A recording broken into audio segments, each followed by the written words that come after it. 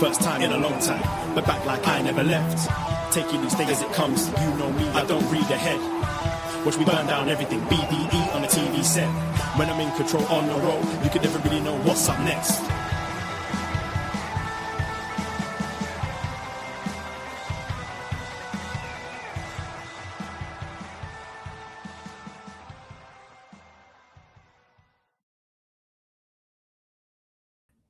Hello, Braden Herrington here for Up Next at postwrestling.com. And I'm not joined by my British Canadian life partner, mate, friend. He's off on vacation back in Nam, but it's okay because the post wrestling synergy is deep tonight because I have made the hot tag to one Jack Wannan. Hello, good sir. How are you, Jack? I'm good. Just like how Mike Santana came back to NXT this week, the first TNA NXT synergy we've seen in a while. We have some post Poisonrana synergy this week with me on the show, and I'm very happy to return to the broadcast. It's always fun to pitch in and talk about the silliness and the greatness that is Tuesday night NXT. Absolutely. Now you've been watching a lot of NXT because I see you write about it on the website, right? You're caught up to date. Yeah. I've been able to catch a lot of NXT recently, and it's an interesting show. I think this year especially, it's not always the best program, but it is the most interesting to watch in the fact that we've seen so many big names depart the roster as of late, and just seeing them adapt to that and seeing them trying to make those new stars and make those people fill what were really huge gaps in the roster has been really interesting to watch over the past few months.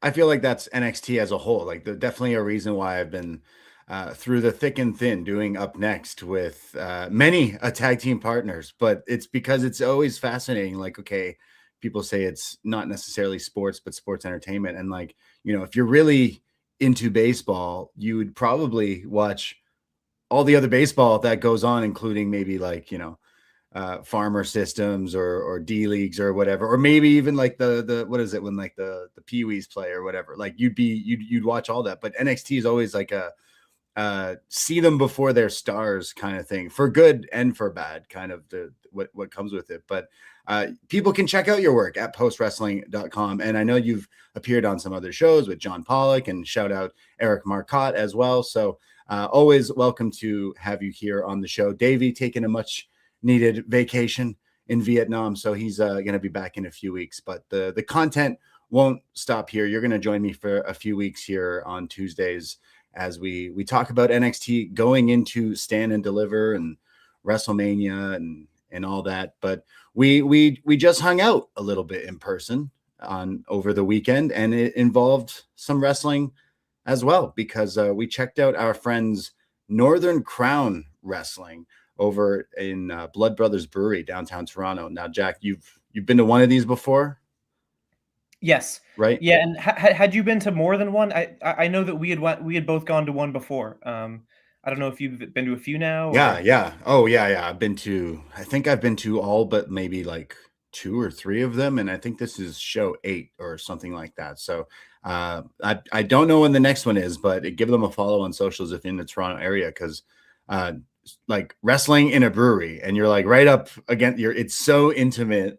All the talk about WrestleMania tickets and how people are going to be sitting in the nosebleeds, or like those Jay-Z concerts, sitting up in the gods essentially. But when you go to an indie show, you're like right in the action. I mean, we're getting sometimes blood, sweat, and tears on us, but it was a lot of fun. There were 2 wrestlers that went right by us and fought through the entire bar at one point of the show. They put on a great show. It's such a awesome bar wrestling vibe that you get there. Super intimate, super tight fit venue, but it also just works so perfectly. It has a unique look to it, the Blood Brothers Brewery, and it just works perfect size wise. And usually, like, when you think of a smaller scale show like that, you think of probably lesser intriguing lineups, but they bring, something that's right up to the standard of a lot of the local promotions you see in wrestling. Some really great names from the Canadian scene that were performing there, along with some interesting imports that they brought in. I mean, the three people that stuck out to me the most from the Canadian scene were Vaughn Vertigo, Kingsley, and Gabriel Fuerza, who all had really amazing performances. But you go to a show like that and you just sort of realize what the standard is like, even at the indie level, where we saw a dozen or so performers, and pretty much all of them were pretty great in the ring. And that's just sort of like where we're at right now, where even at the sort of bar wrestling level, there are so many super talented performers who are sort of jockeying for your attention all on the same night. It's crazy. Yeah. I mean, sometimes when I watch NXT week in and week out, you can see they throw like someone who doesn't have years of experience into the deep water live on television, who wrestling is definitely not their first or second like attempt in some sort of sport or something. Whereas you go to these indie shows and some of these people have been working at their craft for many years, and it shows and it pays off. But like, yeah, the names you've mentioned, as well as they brought in Stu Grayson as well, been doing a lot of stuff on the Canadian scene. But Eric Stevens, who like used to wrestle all these years and then now is kind of dabbling. I know he's going to be around WrestleMania weekend wrestling, so that was pretty cool and niche as well. So wherever you are in the world listening, support your indie wrestling and go out and check. And if you're in the Toronto area, Northern Crown, give them a follow and check out.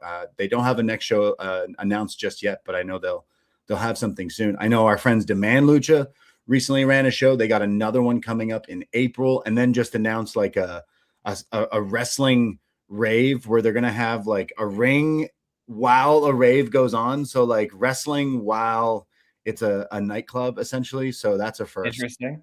Very, very interesting. But Demand Lucha always having the best wrestling parties in the city. So I feel like as Torontonians, we're pretty spoiled when it comes to wrestling, because we not only have a few local options, but everyone pretty much comes to us as well, whether it's WWE, AEW, even something like Maple Leaf Pro puts their marquee shows in a spot like Toronto. TNA is coming here. I don't think they've came here for a while, but they still hit up the greater Toronto area. We are spoiled. Like, okay, obviously not as much as the United States. Like talking to any friends or listeners over the years from anywhere, like there's just so much more wrestling there's just so many more people in the United States than here in Canada. But it is interesting that like at least we're here in a hub, we get a lot of people. I know, okay, Windsor maybe a 4-hour drive or so, but next weekend, or is it? I guess this upcoming weekend, it's the MLP Maple Leaf Wrestling Ring of Honor crossover show. They're doing 2 nights as well. So like as much as WWE right now seems really hot within pulp culture and everything, like I think it helps the indie wrestling, like the people or the thirst for it or hunger. And if I want to take my kid to wrestling, or take my friends and family check out some wrestling, but I don't want to have to mortgage a house or something. So how would I go take them to the indies?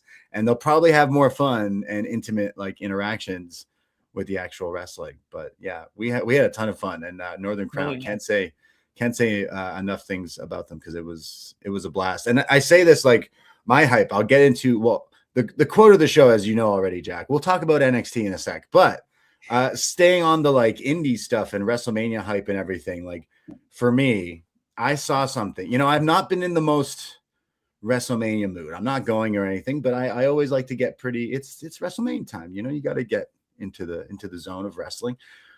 But there was something that got me so hyped for a match WrestleMania weekend, and nothing else. I know you're about to talk about. The Invisible Man ambushing, blindsiding, literally blindsiding because no one can see him. The Invisible Man attacking Sandman on some talk show with Joey Janela was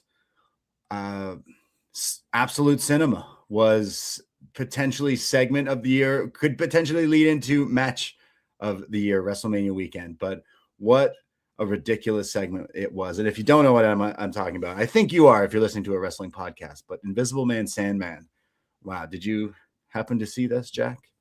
I did, yes. It was a hilarious clip, and you never know when the Invisible Man's going to strike. He clearly got through security at this set that they were taping the show at. I'm happy to see the Invisible Man is in a what should be an interesting feud here. But I mean, I isn't it love Sandman's like retirement? I think it's his retirement match. He's facing Janela in his retirement match. Oh, okay. Sorry, I thought Janela was facing Brody Jr. at I don't spring know. break, right? I mean, the thing is like with WrestleMania weekend, like there's a million matches, so Right. stuff is getting lost in the shuffle here.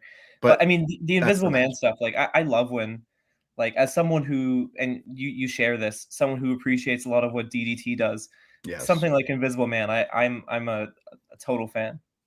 Yeah, hot off the DDT results of the eyeglasses getting the pin on Minoru Suzuki, winning the Iron Man Heavyweight Championship. So it should be booked for WrestleMania weekend with Haku the dog as well. But yes, I can appreciate my silliness in wrestling, but I'm very hyped for spring break between Joey versus Brody Jr. and Invisible Man, Sandman, plus all the other, crazy stuff that I'm sure they'll add. But always love the independent stuff. And now, how do you even keep track of all the stuff? Like, if you're a complete purist, I don't think anyone. Okay, we're wrestling fans. We're unique creatures. We're very strange. I think we can all admit that.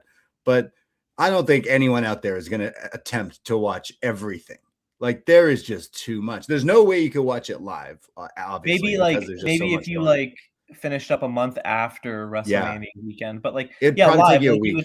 You need like a few screens and there's just so much. Like it's like a festival gone haywire. Like, let alone the WWE events. Like, if you want to spend a G to go see what Cody's bust looks like, but like if you want to go see like indie wrestling, there's so much up against each other at all hours of the morning, the night.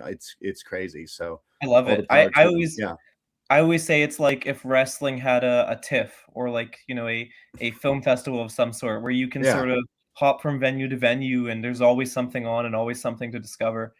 And it's great that like even us like living in Toronto, we can still kind of live vicariously through the attendees with all these broadcasts, and with everything so easy to access these days, we can watch literally as much as we can, as opposed to, as much as we can get access to. Like, there are going to be more streams than we will have eyeballs during WrestleMania weekend, and I think that's awesome.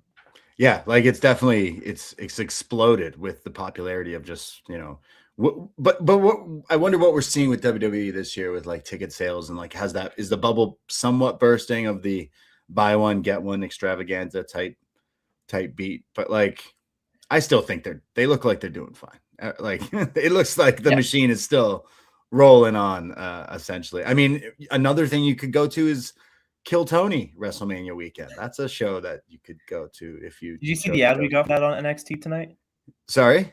Did you see the ad we got for that tonight on NXT? Yes. It's going to be the best night of your life is what they promote it as. But will they allow cell phone? A night of your life. Like, I'm two ways. I'm not necessarily a Kill Tony fan. I have watched some of it. I love comedy and stand-up comedy and stuff, but I don't know. I feel like the way the stuff came out last year, maybe people weren't ready for it. So I was a little. Actually, I'm not necessarily shocked they're doing it again. And this time, maybe they know that people will somehow still record and whatnot. So maybe they will try to use that to an advantage. But I wonder if it'll do better or worse. Like, think of all the talk it got after the fact last year. I would imagine that brings, some controversy, creates cash with this year, but I could definitely be wrong. The one thing I always found weird about it is like, it just seems like for what isn't a live event, you're not even really broadcasting or anything. It seems like such a high risk thing to do that someone could say something stupid and that'll make waves. I mean, that's what happened last year. Like, numerous people said stupid things that really ruffled feathers. To me, it just seems like, is the risk really worth what you're going to get off of like a 2,000 person gate for this event or whatever, like the theater they're running it in can hold? Like, to me, just I don't really understand why they're doing it. There's so many other things you could do during WrestleMania weekend. I don't really feel any type of way about it though. Like, I have zero interest in that. If they were broadcasting it, I probably still wouldn't watch it. I'm not sure, but I just whatever. Like that guy, like Kill Tony has sold out MSG. Like they've done big events, but I don't know if necessarily the WWE crossover.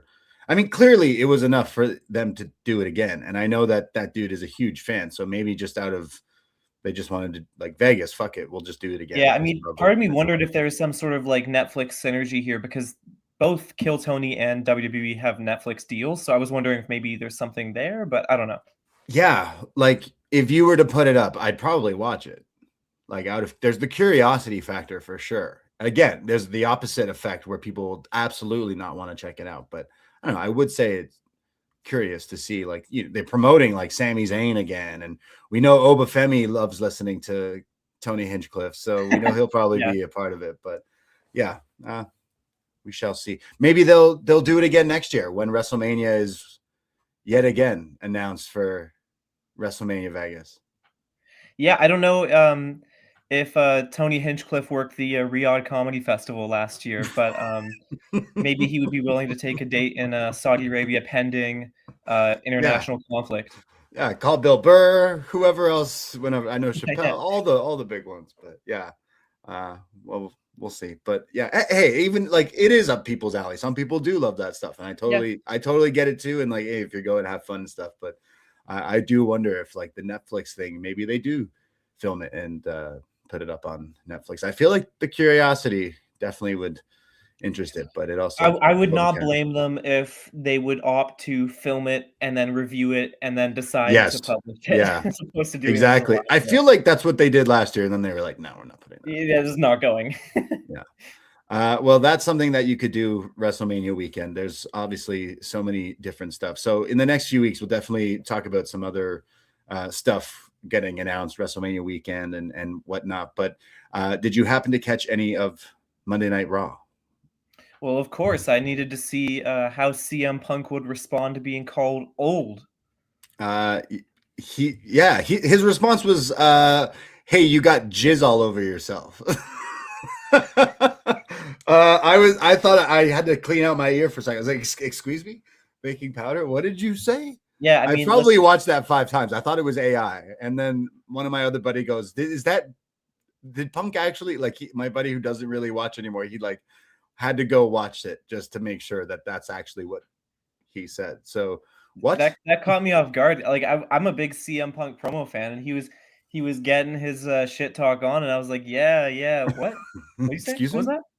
What was it? Whatever, let's carry on. You know what I mean? Like, you know what? Like, definitely, this is one of the biggest matches. I just say, I think personally, maybe not two of my like favorites, but promo Punk, like, still got it. Absolutely. So even saying something outrageous like that, slipping that in, whether it was a Freudian slip or not, like, that was just like, what did you say? But I love him and Roman beefing over who's old, and I'm the OTC and all this stuff. Like, I'm not necessarily like, oh my God, this is the thing for me, but I think they've been doing a pretty good job, and it's been a lot of Punk. But what I didn't like was the laughing after the beatdown. Yeah, it was a little weird. It was a little Joker, or like, I don't know what the hell they were going. Plus, didn't they already do that like earlier in the night with another angle, like someone else getting attacked and laughing afterwards, something like that? Just no selling it, like the Jackass guys that one time on. Yeah, I didn't like that at all, but their talking segments have been decent. I like Punk on the mic. I think that even at his worst, he's still pretty okay on the mic. I've been so about this feud. Like, it's going to be a big fight feel match. I think that's for sure. I'm not 100% sure about the type of story they're trying to tell with these segments. I mean, I don't know. Like, I'm not loving it either, but who am I supposed to like here? Because right now, when I watch these segments, I don't really like either of them. They both seem like pretentious assholes.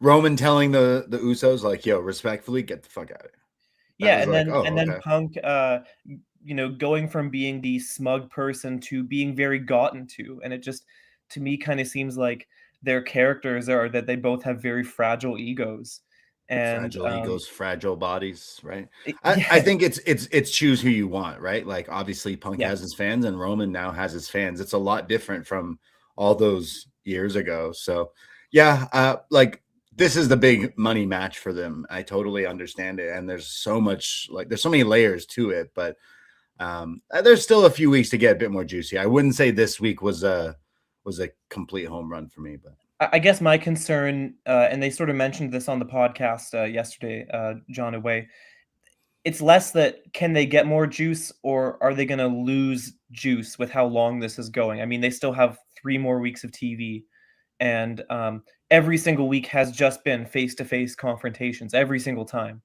And I think we're getting at least 2 more of those with the dates that Roman is booked for. So, could you possibly gas this out before we get to Mania? I think that is a concern here. yeah. I think one thing they deserve credit for is that heading into this year when people were looking long term, there really was no money fight to make for WrestleMania in terms of long term storytelling matchups that really should get paid off at Mania. And within a short period of time, they've made this one feel like the match. And in a year where there wasn't a Cody Roman to make, or a something to do with The Rock to do, or a John Cena match, they really have put together a storyline that's been compelling enough to be the clear Sunday night main event. Like I loved the initial one after Roman won. It was the best one, right? Like that was still the best one. Yeah, and when it was Punk convincing Roman to pick him.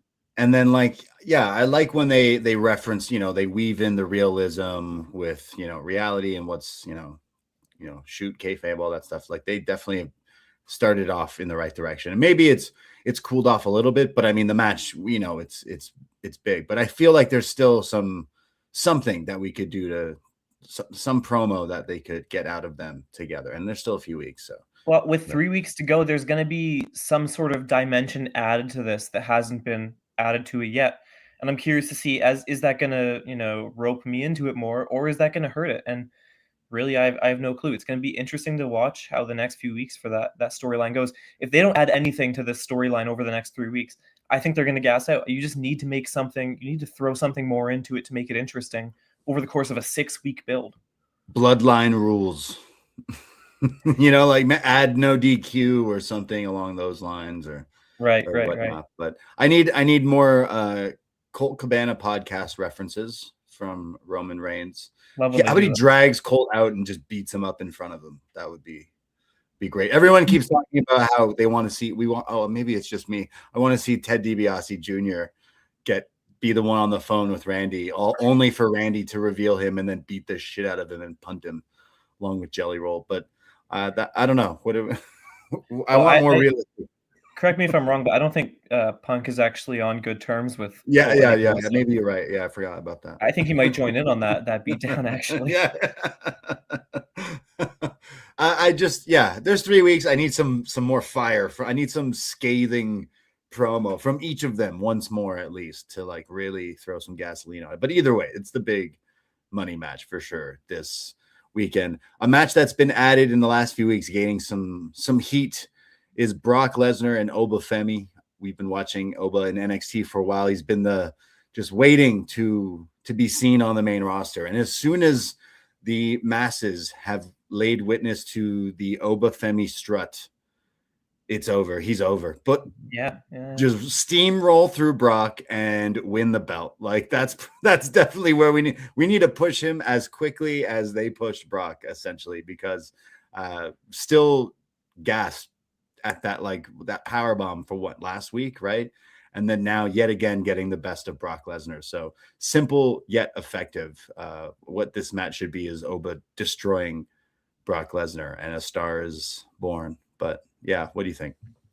You said it, simple but effective. I mean, I have no complaints at all about this build so far.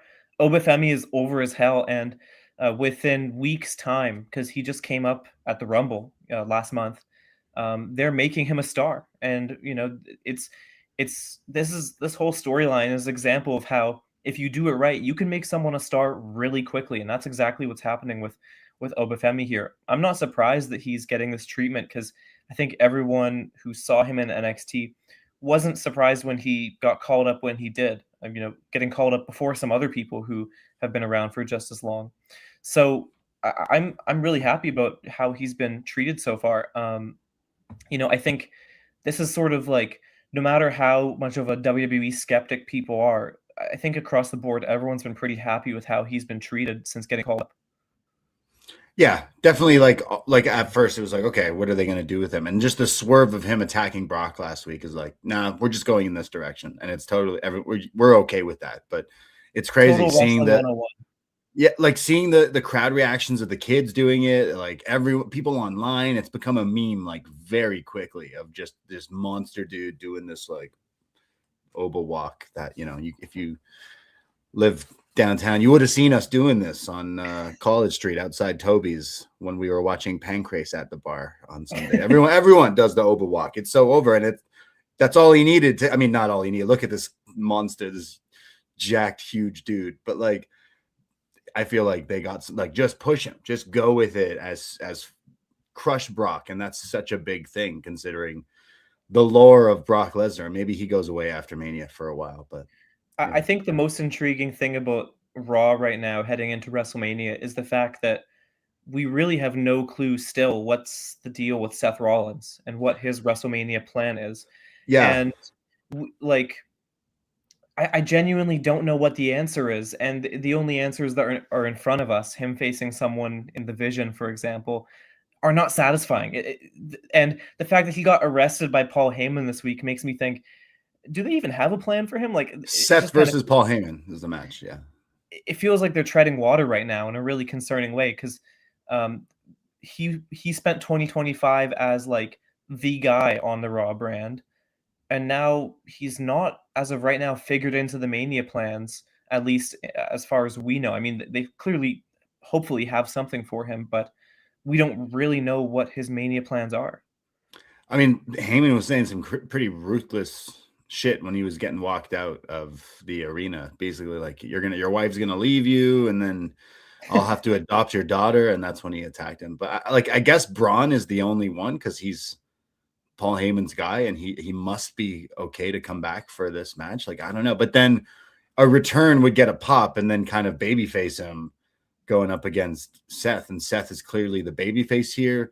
Like, to me, are they waiting? Braun is like over as hell still. Yeah, so it's weird if it was Braun, because people will then turn on Seth. And right now, Seth is easily the good guy, because this bad guy just said he's going to adopt his orphaned daughter. So, like, I feel like it's a little backwards. Now, are they just waiting to see if Tom Brady can do the spot with Logan Paul, and then they pull the trigger on that? Or like, what are we doing? What is the Seth match, I guess? But I'll tell you, every time I see that mask, I guess just the mask, I'm pretty over it, and they're just really leaning into it still. But yeah, I get, what is Seth's match? They've been dealt a really poor hand with him this year, and you really can't blame anyone for it. But at the same time, like, it really is such a rough position for him. Like if Braun comes back, sure, that's an acceptable match that you have to build really quickly, but it'll be an acceptable match. But I mean, I don't know how that, I don't know that that's guaranteed. And if it's not guaranteed, there really is no good match for him here.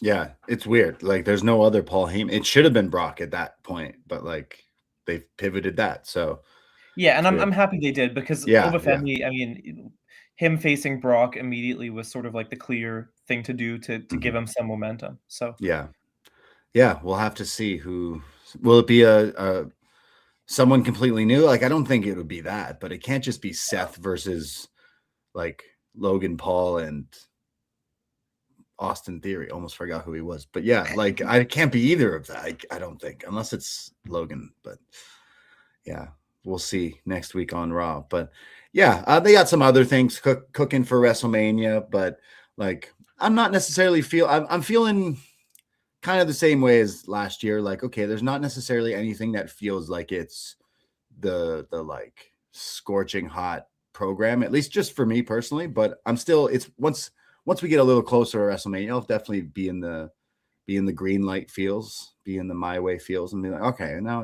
it's feeling like WrestleMania. But we didn't see too much of them this week, but I think Liv Morgan and Stephanie Vaquer will also have a pretty good Mania match. Right. Just pure in-ring wise. I mean, I don't think the build has been incredible, but I mean, they're two really good wrestlers, so it should be a good match. I'm sort of in the same boat. Like, I'm not super hyped about Mania. I think that they had a lot of challenges in not having a huge match to build this around, like they have been able to do for many years in a row. And certain injuries like what's going on with the whole Vision story have hurt some really long-term stories that they've wanted to tell. But they still have 3 more weeks, and that is a lot of time. I mean, for WWE, that's 15 more hours of TV to build to this event. So I'm not fully counting it out yet. We'll wait and see. We shall see what happens with the build to WrestleMania. If you're in the Toronto area or the GTA and you want to watch WrestleMania with a lot of friends, well, you can, because we are hosting a WrestleMania watch party downtown Toronto, both Saturday and Sunday night. If you're in the Toronto area, want to hang out and watch Mania, go to Poisonrana.ca for information and tickets to the event. We got some great prizes, raffles, the wrestling on the screens, drink prizes, and all sorts of fun things going on at the National, downtown Toronto. You've come out. You were at the Rumble, right? We had a little bit of a post-wrestling reunion. We had WH Park. Mike Murray was there. Davie, myself.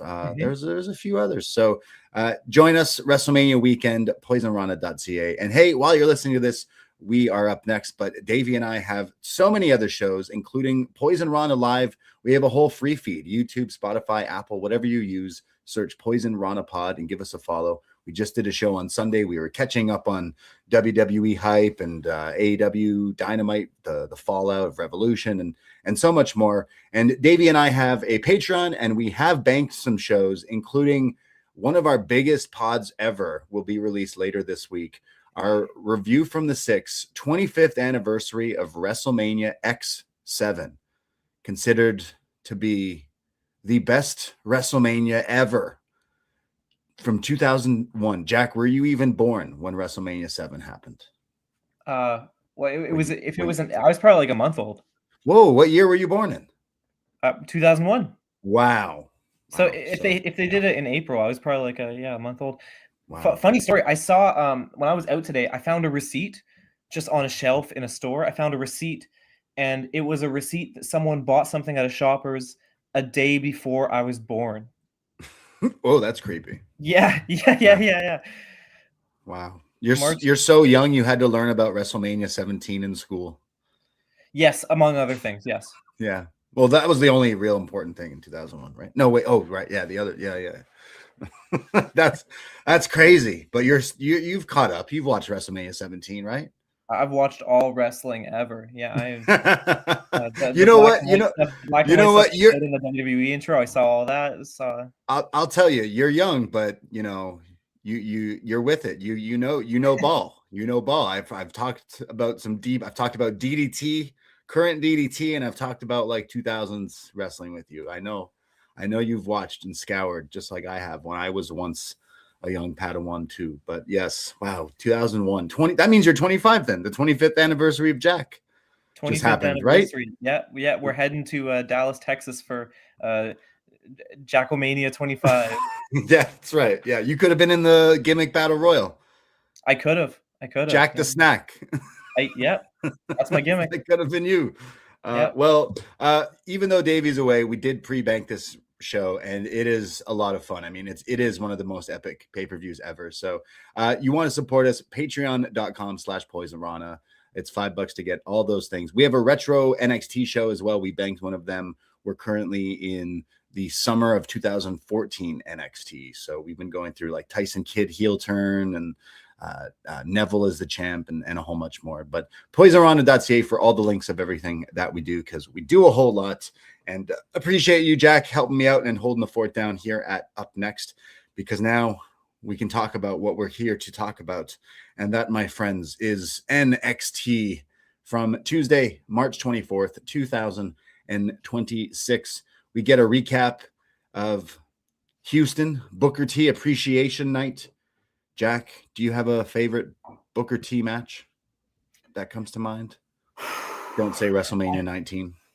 I don't think I do. I don't know. You're putting me on the spot here. It's okay. You know what? We kind of learned that it's probably the grocery store match, which wasn't really a match, but best of 7 series, you know, that's I mean that's the biggest moment. I was I was celebrating Booker T on Booker T Appreciation Night. I did stand once the video package ended and gave him a applause. Oh, I thought you said Spinaroonie.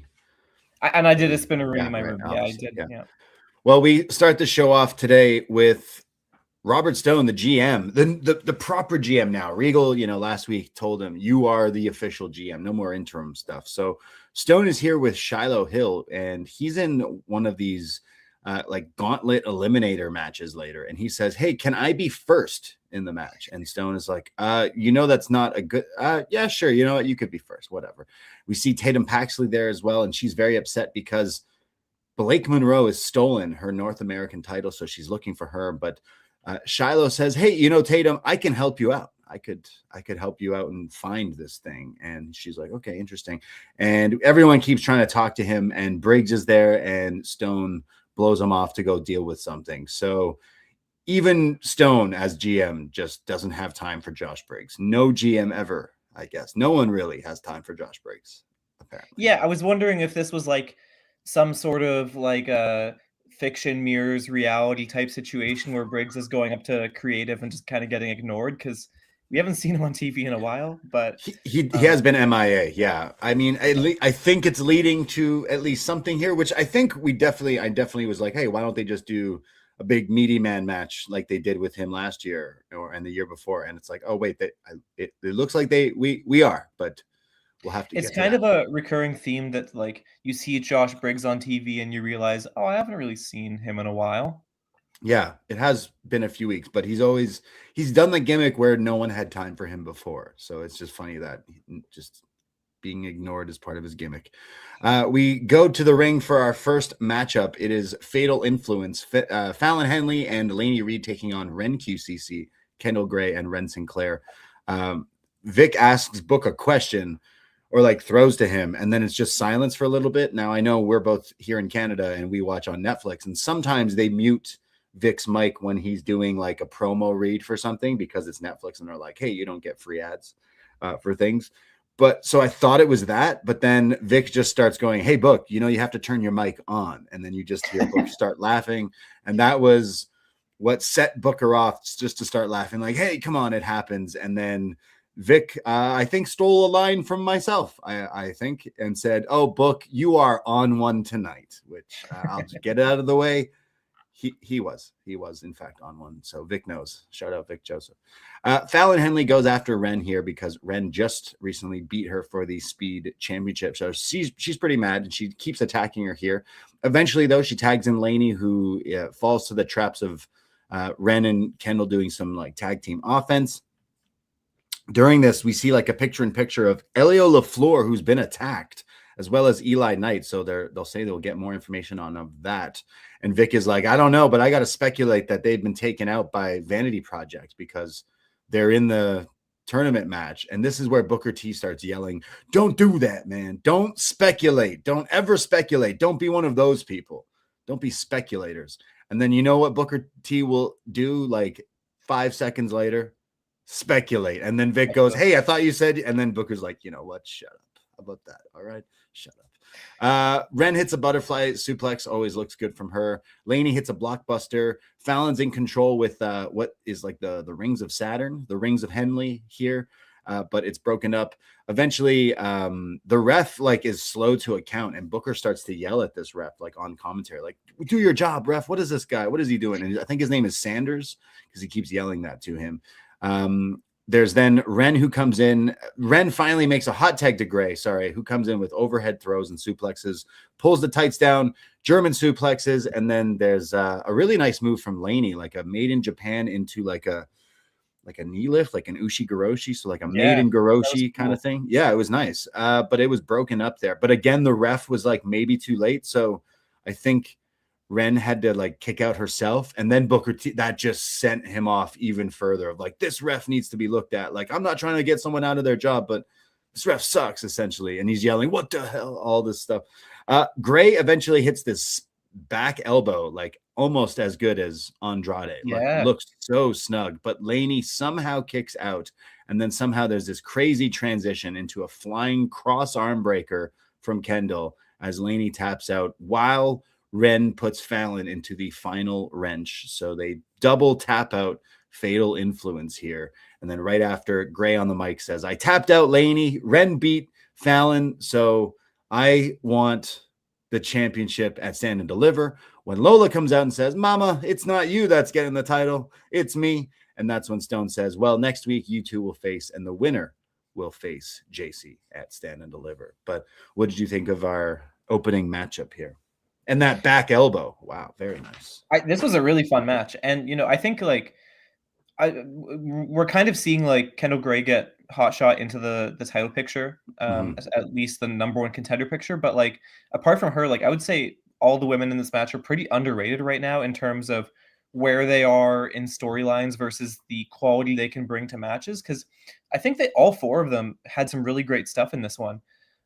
It's sort of beating a dead horse to say that Kendal Gray is awesome. I mean, I think that she has really impressed everyone since she joined the NXT roster. And it's always sort of like surprising to think about how she's still pretty new to the NXT roster. Like we haven't seen that much of her. I mean, about a year ago, she was not a weekly person on TV. I like having her versus Lola Vice next week. I don't think there's necessarily a wrong choice there. Kendal Gray getting into a title opportunity this early in her NXT run, I don't think anyone would really object to that considering how well she's done so far. But also Lola Vice, I mean, she has that story of being someone who's very long overdue for that big reign. And you can tell that story as well. So I like how they're going with this. It's an interesting one considering how short of a build they have for this next title match. I'm a little torn as a fan. You know what? I think they are doing something right. I mean, the women's division, definitely the calling card of NXT, but this was a really fun match. Like Laney has definitely stepped up with showing off, like we said, like some flashy moves, that stuff that we haven't even seen before in a little tag match like this, but everyone looks good. Wren has definitely been a character waiting to step up. So even that's a speed title, like it's something for her to have, but I'm a bit torn because like Lola has been here for quite a while, has stepped up in more ways than one. And then Kendall's just slid in here like so perfectly into NXT. So it's kind of like, oh, I don't know. There's really no wrong one, but I do kind of think it's going to be Kendal going against JC. Something tells me, or we already have too many multi-person matches as we're kind of learning, but a triple threat. But like, I don't know. We just had one with JC and Soul and Zarya. So like, I'm not quite sure where we go with it. Cause then like you could do Fallon involved in that too, but I don't think that's the direction. So unless it's like that fatal 4-way pay-per-view, like, or WrestleMania 16, just all the fatal 4-ways just because, but yeah, I think my heart says Lola, but my head is telling me Kendal Gray. Yeah. What's a little frustrating about the position they're in is the fact that JC Jane has to drop her title soon. It's just, for the division to keep moving forward, she can't be a world beater that's taken down literally everyone on the roster. But to do that with a 2-week build for a match, really a few days build when we realize that we don't even know the number one contender until next week, is a little unfortunate. I mean, this is a match that's really getting thrown together quickly, just considering how quick NXT's had to build, Stand and Deliver, and Roadblock. It kind of feels like a short reign for something that should be sort of the end of Jane's really long run. I know what you mean. Like next week is the New York MSG Theater show, and that's the NXT Roadblock. And then that weekend, so a week from this Saturday, is Stand and Deliver. I will be joined by the head honcho, the godfather of post wrestling, John Pollock. He'll join me right after Stand and Deliver to talk all about it. But like, that's next week. So we'll know next week the official matches. As it stands after tonight's episode, we know a few matches for Stand and Deliver. But by next week, with literally days before the show, is when we'll know the full card for that. So, it's sort of weird to see like Roadblock change in sort of its importance over the past 2 years. Because last year it was treated like almost like a special TV PLE, we saw Julia and Stephanie Vaquera main event in a title versus title match. It was actually funny on the broadcast during the main event. Vic Joseph was talking about the importance of Roadblock, and he ran down the lineup of last year's show. And I was almost like, oh, don't remind us of how good we had it a year ago. Like, it was so much such a stronger card compared to what we're getting this year, which is almost like a transitional go-home show for a PLE as opposed to a standalone PLE in itself. Just kind of the weird timing of where it is on the schedule this year.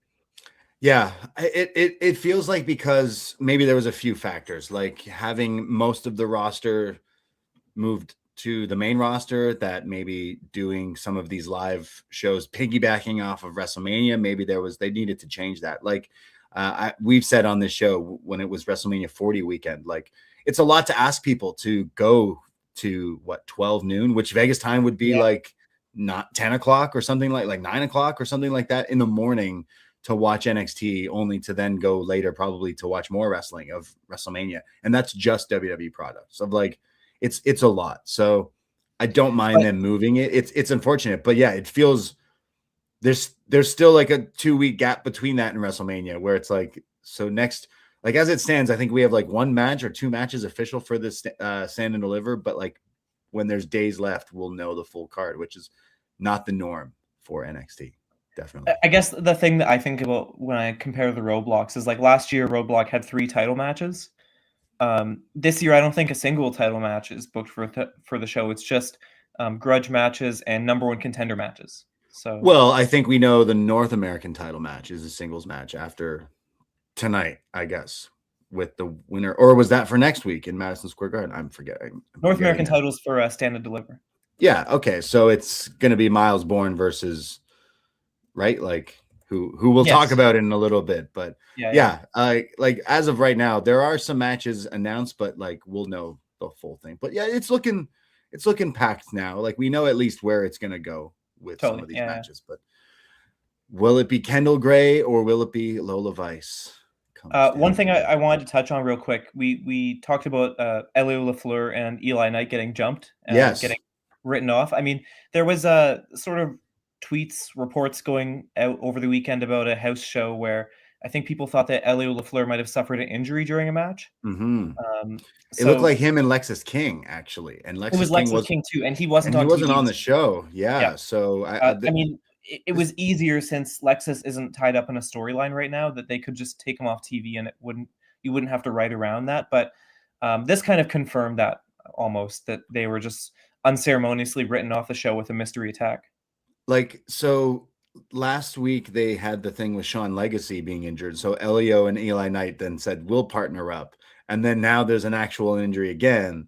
So this whole team has been written off. Here, at least they said it was both of them being attacked, right? So yeah, I guess that leads to people to believe definitely there was something there with that injury from Elio. So I hope he's all right. But they are not in this tournament unless this was part of the plan the whole time. Like, I just don't think that was shooting an angle at a house show. Unless, like, imagine it would be unfortunate if they were trying to do an angle for like Elio getting hurt too, to lead to like the surprise tag team that replaces them. But then King also getting injured in a match. And so I was like, I don't know if they would do that necessarily. And it's NXT. I don't know if it's that elaborate down here with I Shawn. don't think they're doing house show angles for the semifinals of a number 1 contenders tournament. Those NXT house shows, like, they get wild. You have no idea. We go to the face-to-face everyone has been waiting for. Former friends, now enemies. Sol Ruka coming out to cut a promo. She says, at first, I didn't want to say anything, but Zarya, I thought I knew you. And I always made sure that whenever I was asked to do something, I made sure you were there too. I made sure, Zarya, your name meant something. We were friends. We were more than friends. We were a team. She's getting very emotional here, almost in tears. She says, I guess it went wrong when I did all these things like wrestling John Cena's. It doesn't matter. It doesn't matter. And then you cost me championships and Ron SmackDown called, but I made sure that you were called too. And Stand and Deliver, I want you to face me. And that's when Zarya comes out. She says, you didn't give me anything. You didn't do anything. You're just mad because you got hurt. And then you're mad that you couldn't win the title. And even all those things you were given, you weren't going to share with me. Zarya just starts yelling at her a little bit here. She says, I hated being your partner. I hated being your plus one.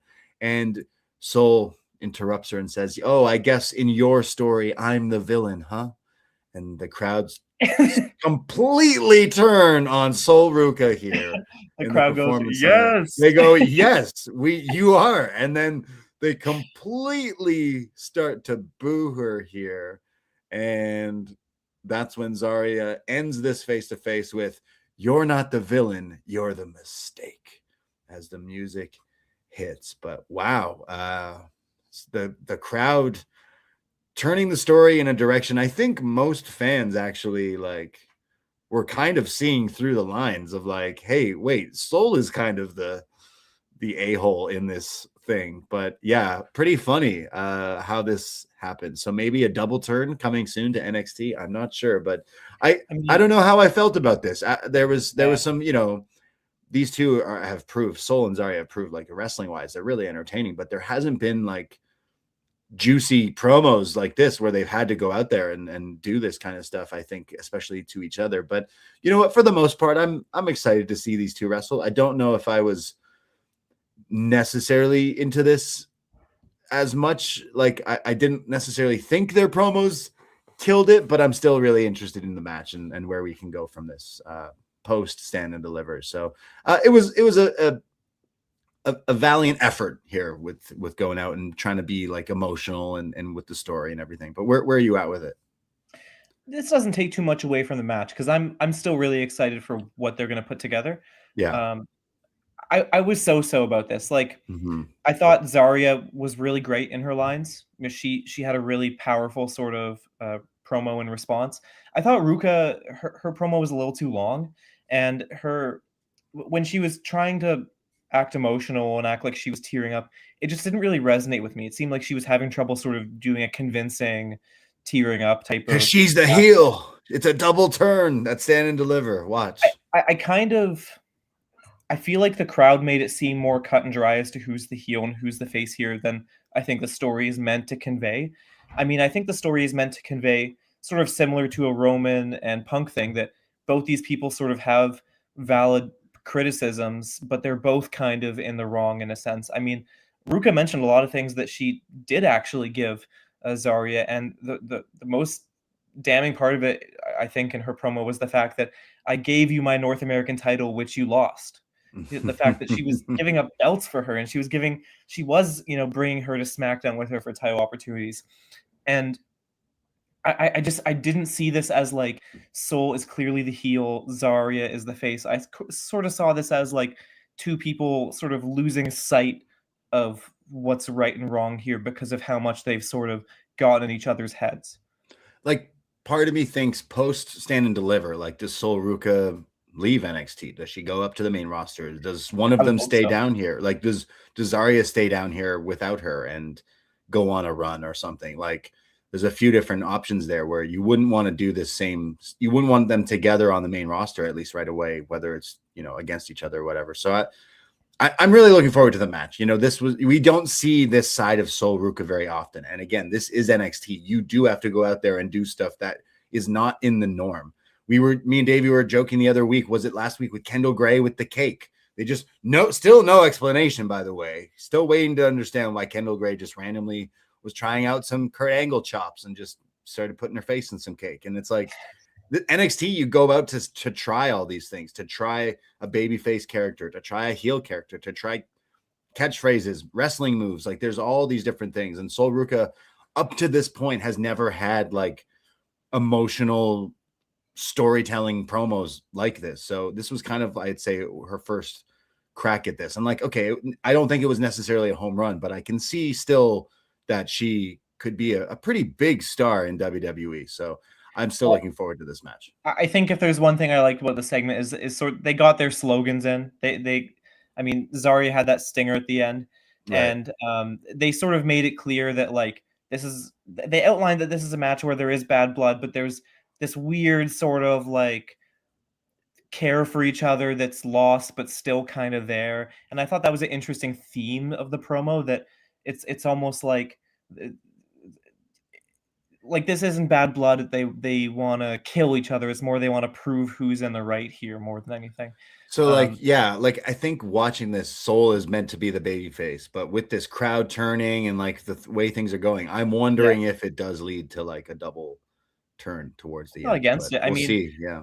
If there's one thing I think they should keep Soul down in the PC for longer is just to see her as a heel, see what that's like. Yeah. We haven't really seen what she's like as a heel, at least in like in a real capacity.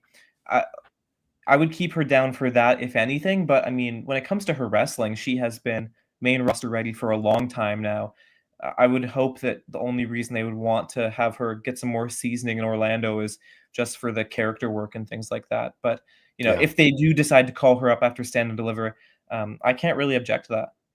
Like if I'm just looking ahead, imagine if Kendal Gray is the one to face JC and then takes the belt. You could have a whole roster of people like Evil Sol Ruca or Evil Lola Vice going after that and taking the title from her essentially. But I don't know, maybe we're reading into what these Performance Center fans just brainwashing me to be like, actually, yeah, I agree with them because Soul, you are kind of the heel. But I don't know. Then hearing you describe it's like, well, no, maybe we shouldn't be cheering or booing her. I don't know, but it is kind of funny that like a couple hundred people in Orlando really do dictate like storylines and careers to a certain extent. Like, is it even? I don't even know if it's a couple hundred, but there's some people that always do the booing thing in the PC.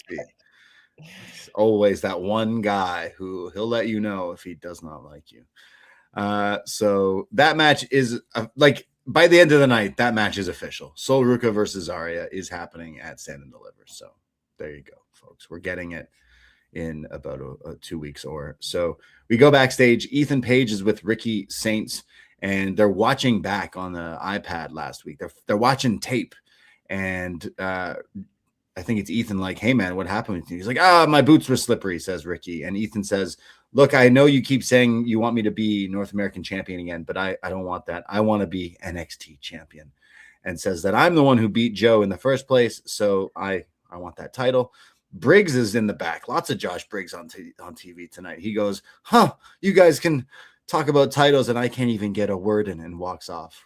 Great. This is when they mention Joe Hendry. So he walks in. He's furious and says, I don't care about you two. I care about Tony. I want my revenge. So again, teasing what seems to be a fatal 4-way match, which, spoilers, yes, they will announce that match tonight. But yeah, kind of more on that later with these characters. But that leads us to our next match. Thea Hale versus Kelani Jordan. Kelani taking on Thea with a Thez press early on here, is beating down on her. Thea tries to fight back with a series of, I think, arm drags here, and then trying to go for her like Kimura lock, the arm bar type thing. Eventually, though, Kelani throws her face first into the turnbuckle and then hits the execution face buster and then the one-of-a-kind split-legged moonsault, putting Thea away really quickly here. Yeah. And less than 3 minutes. Her. Yeah. And then right after, attacks her again, bending the arm and the elbow and the fingers, kind of like falling up with her when she attacked Lola, just now attacking the arm here when Jada Parker comes out and attacks her, hits her with a good run-in when someone runs in and hits a gourd buster and then tries to hit her with the ass attack, the hypnotic, but Kelani retreats. So clearly setting up something with these two in the near future, if that's not set up for next week. A rematch or so maybe for Stand and Deliver, but really quick match for Thea. Like she got like one move in essentially, and then that was it. Yeah, I was surprised by how short that was, but yeah. Don't have much to say. Yeah, there wasn't. It was like, I really don't know what we do with Thea Hale. Like, yeah, and then heel, I guess doing Jada Parker and Kelani Jordan, it's like, yeah, okay, yeah. Cool, I'm not necessarily one of the more heated up. Like, I feel like Kelani could be in the title picture as well, but I don't know, maybe not yet with the other pieces. It's weird because like I like them both, but it's just like something about this rivalry doesn't really do it for me so far. Like, I know it's still somewhat started, but they love just moving the pieces around of other people, and then the feuds start. Like everyone's beefs with each other, and then they just move. Okay, now you're actually with this person. I mean, I guess that's wrestling, but NXT is real quick to just. Yeah. Okay, now we're switching the feuds to this. Thea Hale's just out of the picture now. I guess, yeah. I'm not sure what we're doing with Thea. Like, I think you got to turn her to see like what we could do with the heel character there. But she had a new look this week. Yeah, exactly. More like dark. I don't know. As long as it's not spooky. But she's always like the young, like angry, aggressive, like So like, I don't know, turn that into an evil character, break people's arms or something. I don't know. We'll see. We get an NXT spotlight for Jasper Troy. He's all nice now. He's all smiley, Jasper Troy. He complete gimmick change here because he's gone away from being the angry guy with the big chains and everything. Now he's Booker T is my mentor guy again. So he's happy, but he's also not happy because Keanu Carver interrupted Booker T appreciation night, upsetting everyone, including yourself, Jack. And he said that I watched that and I had to act. So next week in MSG Theater, 2 big men in NXT will fight. And he says, I promise you will regret trying to ruin Booker T night.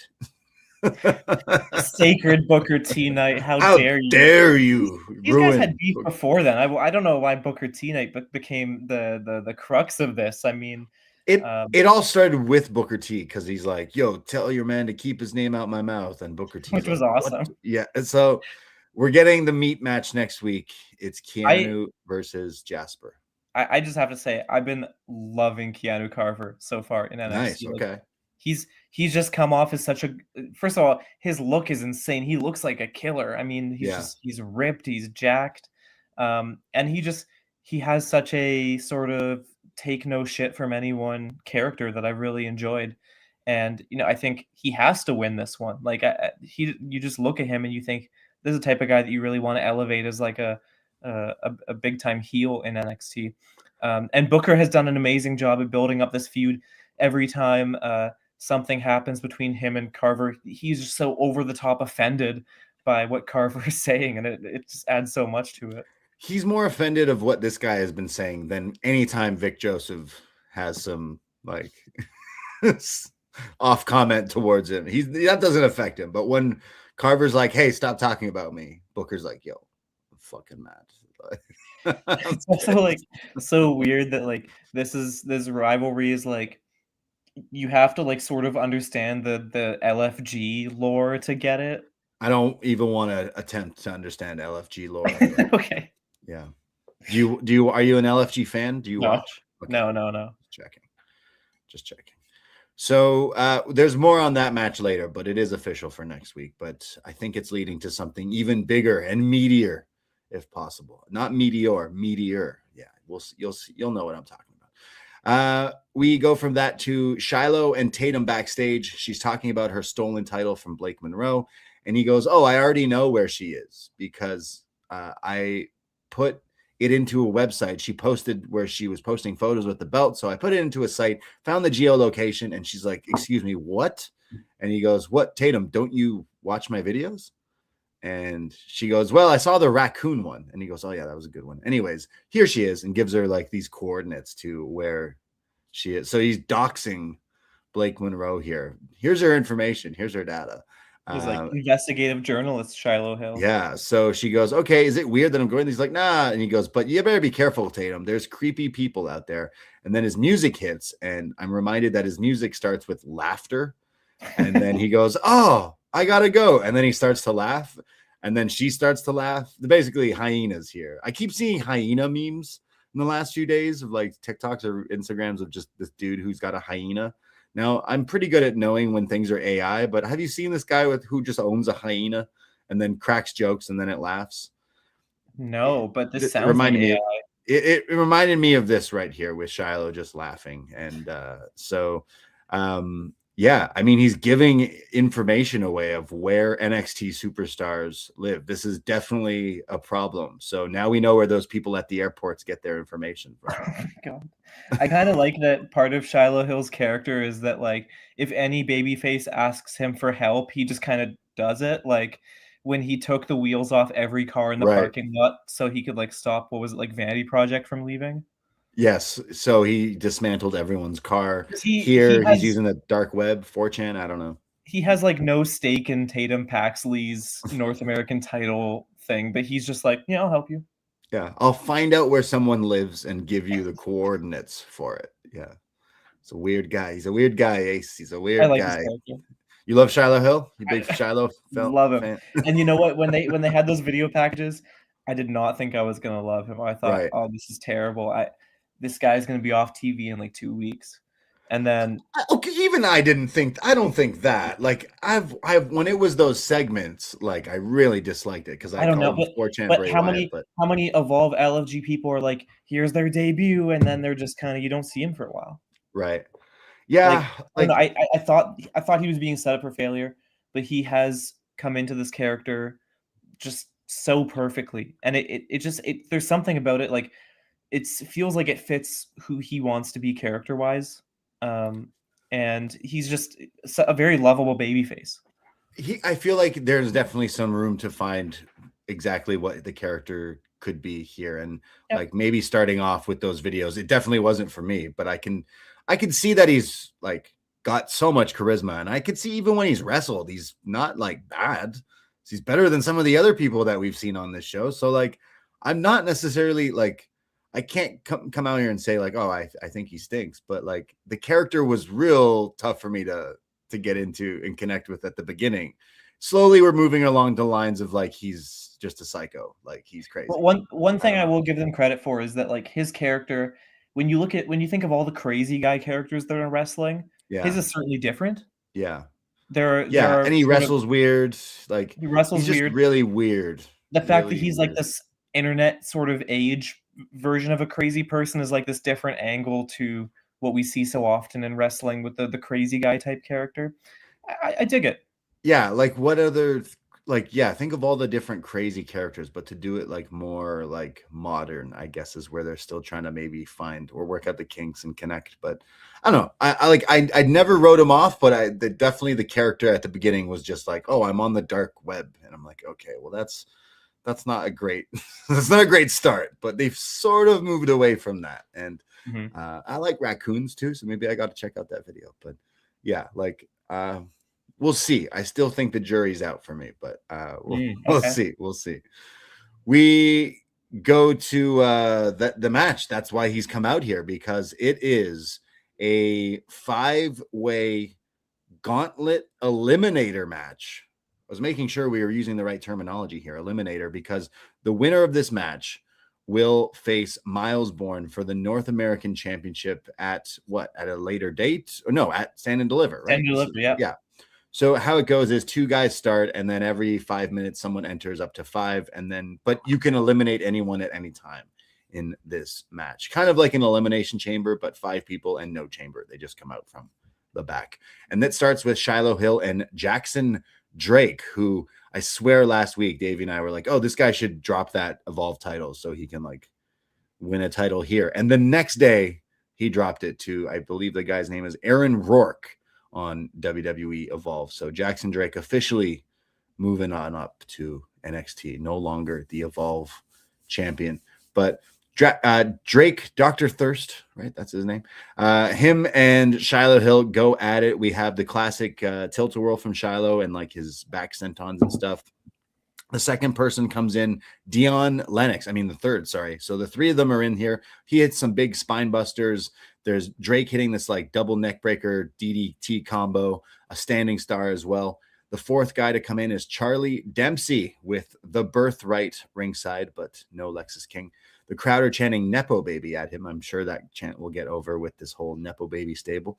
There's some giant pop-up knee V-trigger type things from Drake, and then Dion throws Shiloh through the barricade, and now it's time for the 5th. But it is a secret mystery opponent that has entered this match, and when the countdown hits, we just hear a voice of a woman. I'm so sorry. I'm so sorry to interrupt this match. And when she walks on out, reveals Candice LeRae, who says, look, I've tried everything to get my husband out of this slump. So here I'm trying this one last thing. It's almost It's almost like a Project Hail Mary for her husband here. How can I get him out of this slump?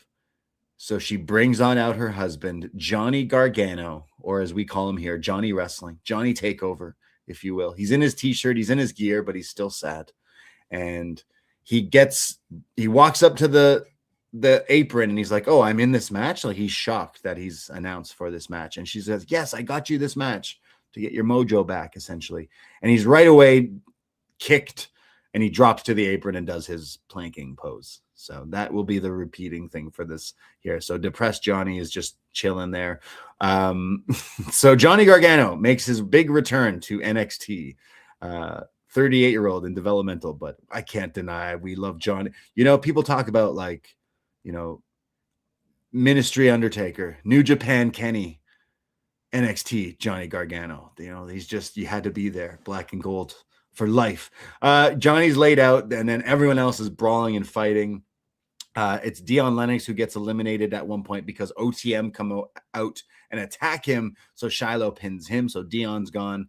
Shiloh rolls Johnny in the ring, and now he's doing like an Orange Cassidy gimmick where he's rolling side to side. He's on the barricade at one point doing the planking depressed bit. Drake is then hitting topes to everyone. Jackson Drake is just on fire here. There's like a 450. Shiloh kicks out of that. He's like bleeding at one point. Drake, that is. There's then a German where he lands on his feet, and there's topes. Like, this guy is going crazy. I love this kid. Shiloh then pins Jackson Drake after hitting the neck breaker, and then he hits Charlie with the same move and pins him. But then the Birthright attack Shiloh and start attacking him, and they lay out Shiloh, and Johnny is just like standing up. But then Candice gets up on the apron, shoves Johnny, so he falls over and lands on Shiloh, now planking on him. The ref counts the 1, 2, 3, and Johnny Gargano will be going to Stand and Deliver to face Miles Bourne for the North American Championship. And he's like, I did it? What? I won a match? And then goes back to being sad and depressed. But maybe some championship gold will cure his depression. But pretty fun, chaotic match here, even with that silly finish. But and a big reveal for NXT lore. Johnny's back. Come on, everybody. You know, at first I thought I would have been upset with Johnny Gargano, you know, SmackDown wrestler, getting the title opportunity here. But then I thought about it more. I mean, this is a title match which is coming with really no build. You know, he might be on Tuesday's NXT next week, and that's the only chance they would get to build this match. And on top of that, you know, as much as I like guys in this match, you know, I talked to you about how much I like Shiloh Hill. You and me both share that like of Jackson Drake. I would rather them get a title opportunity off of a real storyline as opposed to just sort of winning a gauntlet and getting straight into the match. So having a little nostalgia on Stand and Deliver, I don't mind it. This is pretty inoffensive to me. Like, I love Johnny, and it's definitely like, what do we do with him? I don't know if the main roster stuff ever will necessarily work out. Like, okay, if you were here, I know Johnny's definitely got his haters out there too, but like NXT Black and Gold, fuck, I love Johnny on the indies too, even before, but like NXT Black and Gold Johnny Gargano was like pretty untouchable. He was killing it. He was awesome. So like, anytime to bring Johnny back for NXT, it's almost like I'm just a sucker for it. I'm like, all right, fine. I can't be mad at it, but it is like, we are in the rebuilding phase of NXT. We're in this like, hey, we got to build new people and stuff here because we've lost people. And I feel like this does the opposite, because you could have just put Charlie in this, you know, you could have put Shiloh in this at like some capacity. You could have put someone, okay, I don't know if it would be Shiloh to face Miles, but up to this point, I wasn't thinking it was going to be Johnny. I'm happy that it is, because I'm sure that could be a fun match. And I think Johnny should win, and then we could get some pretty fun open challenges and stuff like that, kind of like how he had done in the past. I know he was previous champion, right? But I thought this match was really fun. Charlie looked good. Shiloh did some fun spots. Again, I got to sing the praises of Jackson Drake. Like, yeah, 22 years old, and every time I watch him on Tuesday nights, he's killing it. Like, this guy actually goes out and wrestles like he knows what he's doing, and he's a maniac. He's a killer. I can't wait to see where this guy goes in WWE NXT. So I kind of wanted him to win. Like, that would be the match, Miles and Drake. Like, I think once Johnny wins, Drake versus Johnny, and he takes the title from him, because I think if we look like 2-3 months from now and none of the guys in this match have gotten a program with that title, that's a serious issue. I mean, all these guys, maybe minus Dion Lennox, who I think isn't as hot as the other ones. I think all these guys are ready whenever for a North American title feud. Like, I thought because we've done it in the past that we'd get the North American title ladder match. No, I'm not sure if it'll be for the men's or no. Clearly, it's not for the men's. They've announced this match, but maybe for the women's then. With like tough. a bunch. I mean, how many matches do they want to have on Stand and Deliver this year? Yeah. I guess you can stretch it a little longer because it is a show by itself. It's not a YouTube show. You can do whatever you want. Yeah, you can swear. You can do whatever you want. You can say whatever the hell we want. We haven't necessarily talked about that. Again, we're in Canada. We get it on Netflix. WWE being on Netflix is so accessible and easy, and we kind of take it for granted a little bit. But being as a Canadian wrestling fan for many, many years, we used to not have it great. So take that, Americans. I guess it seems really difficult to watch all the wrestling in all these different places. But YouTube is the home of Stand and Deliver in about 2 weeks. So if you're in the States, you have to watch it on YouTube, and that's fine. Whatever. For us, it's still Netflix, so it doesn't necessarily change anything, but it's interesting. That's like, oh, we couldn't find a home for that. No one wanted Stand and Deliver, but Sexy Red's there. She's allowed on YouTube, I guess, but let's see. So Johnny Gargano wins. Miles Bourne versus Johnny is official for Stand and Deliver. So yeah, I just want Johnny versus Jackson Drake. That's what I want. So maybe he takes it from. Sorry, Miles. I feel like this is just like it's Stand and Deliver. So let's bring in some other people that could like juice up this card a little bit. And I guess that's where we're going. So Miles, I'm sorry, but I think you have to lose to Johnny, or he loses and doesn't get his smile back, and he's still depressed, and then finally goes and joins his friend. Yeah, it depends on how they want to end this story. I would be a little bummed out if Miles lost his title, because I like how he's doing right now, and I would like to see him, continue on the path he's going. But if they do have to pay off this storyline with Gargano, I guess they're going to do it that way. So, but would that make him happy? Like, I don't know. Like, the story is pretty. He didn't seem incredibly happy to win this match, but it did do something for him, I guess. Before the next segment, we saw this clip. It was like a Tiffany Stratton being interviewed about like her experience in NXT. Yeah. And I just have to say, like, who are these people watching NXT that like don't know what NXT does? Like who is this video package for? Yeah, this one was like, look, NXT, like, so this was the NXT Origins. We've seen a few, like the Finn one a few weeks ago, but this one was like a lot of just her being like, without NXT, I wouldn't be where I am. And like, it was such a like really hitting. Yeah, it felt like it's like sign up to NXT today. It's like, oh, what? Look what NXT could do for your career if you go to NXT. I was like, oh, okay. So maybe these are commercials for indie wrestlers or aspiring athletes. I don't know. People. But yeah, it definitely wasn't just like, hey, look, Tiffany. It was like NXT made me like. They helped me form my character. Yeah, my character, my wrestling. Like, I was just an athlete before, this gymnast and all this. It was like a genuine commercial. Yeah, it was genuinely like, look, NXT helped me become a wrestler. It's like, and WWE champion. It's like, oh, okay, thank you, Tiffy time. What's your WrestleMania match this year? I don't know if she's got one this year. Last year, it's not Tiffy time this year. I don't know. No. Yeah. We see Varsity. Is it Varsity? My spell check put Variety backstage, and I don't think it's Variety backstage. But we see someone backstage, and Mr. Stone, who's learning this job is very stressful, very chaotic in NXT. So Briggs tries to talk to him. A ref's trying to talk to him. Everyone's trying to talk to him. Oh, Varsity Vanity Project. Sorry. Yeah. It's like Variety Project. Because they wanted in the tag tournament.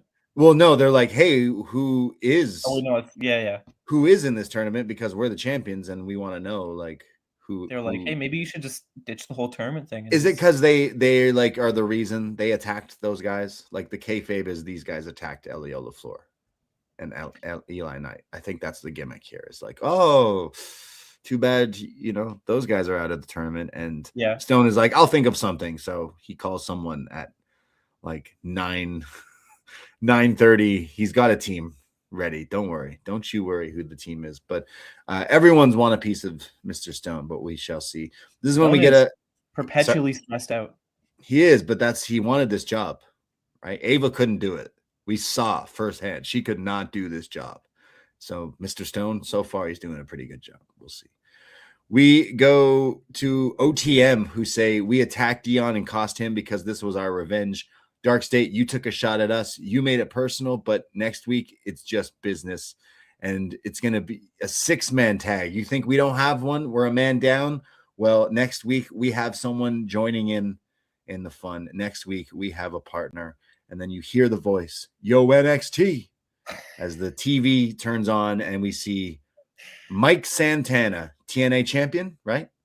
TNA champion. You had it in the video, yeah. Santana in his hotel room, the fire escape map on the back of his hotel door right behind like a staircase or something, I don't know. And he says that he will join OTM next week in New York City, Madison Square Garden, and says that it's the big rotten apple and that Dark State are going to find out what happens when you mess with us. So next week he's joining OTM, Mike Santana. TNA crossover continues.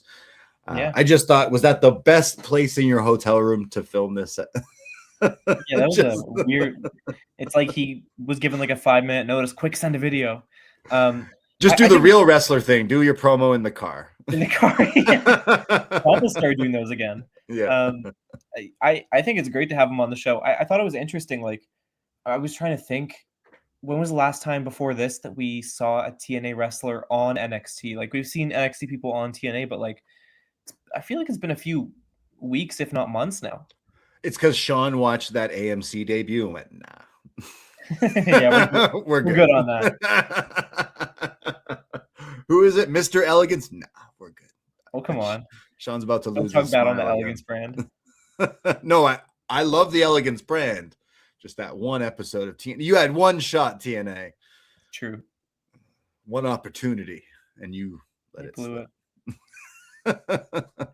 We go to our next match. It is the tag match in the tournament. The 2 tag teams. The winner goes on to next week, and the winner of that goes on to face Vanity Project at Stand and Deliver. We have Shawn Spears and Niko Vance, the Culling, who were supposed to take on Elio, LeFleur, and Eli Knight, but instead, out come Los Americanos. That's right. Rayo and Bravo, right? That's their name, Rayo and Bravo. Correct, yeah. They come out dancing.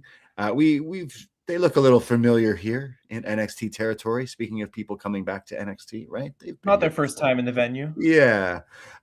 We have some high action lucha stuff here, some cross bodies to the floor from the luchadors. We get some nice standing moonsaults to Niko Vance here, but eventually Niko overpowering the smaller luchadors. He hits this huge double clothesline, taking them out. He goes for like a helicopter, but he stops that. Eventually there's Niko goes for, who's a bigger guy, goes for like a diving headbutt, but is pulled out of the way. So he eats nothing, no water in the pool. Spears comes in with a Death Valley driver, but it's broken up. And that is when the 2 Americanos load their own head masks up with the piece of metal or something, right?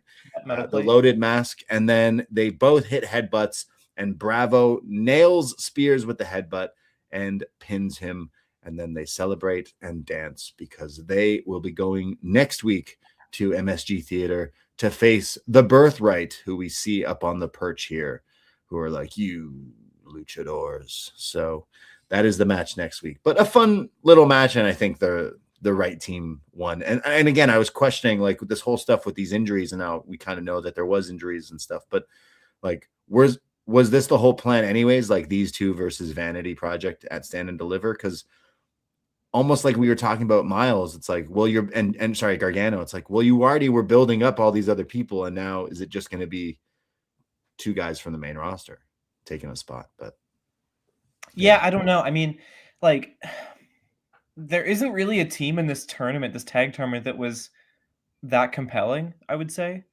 to start. Like, it kind of feels like the tag division's a little cold right now. Very. So yeah. I'm not against Los Americanos getting this shot.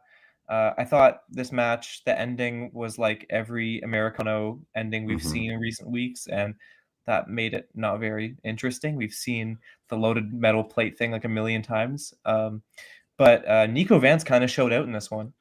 Yeah, he's someone like I can't say a lot about him, and he's been on TV for a while, but like I thought he looked good. He looked good here, like throwing around the smaller guys, right? Yeah. Like he looked a bit like a beast a little bit. So I think he could be definitely a project we go to. Like I hate the culling. Like I cannot stand the gimmick. I don't understand it. And like all the power to Sean Spears, the chairman. Shout out Niagara Falls, St. Catharines. But like I hate whatever this. The truth will set you free. All this bullshit. Like if it works and helps get this guy over eventually, then fuck it. All the power to. I'll eat my words. But like so far, when he wrestles, I'm like, okay, are you improving? Are you shooting in the gym? Like, will one day you go on to be something bigger than what we have right now? And I don't know. There's little glimpses of it. Like you said, he definitely looked impressive. But where do we go next week with the like?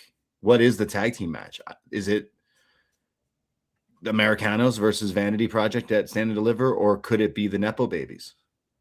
Stacks and Uriah, right?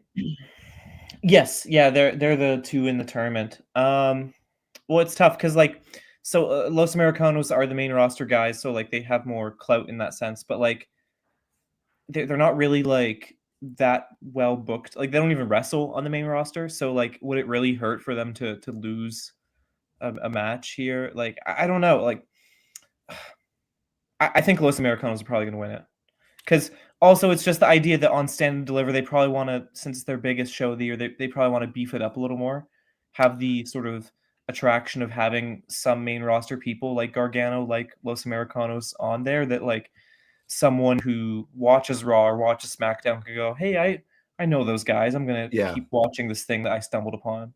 Yeah, exactly. It's like, okay, well, we know we'll get a good match out because it was last week we had the trios match and they won the match.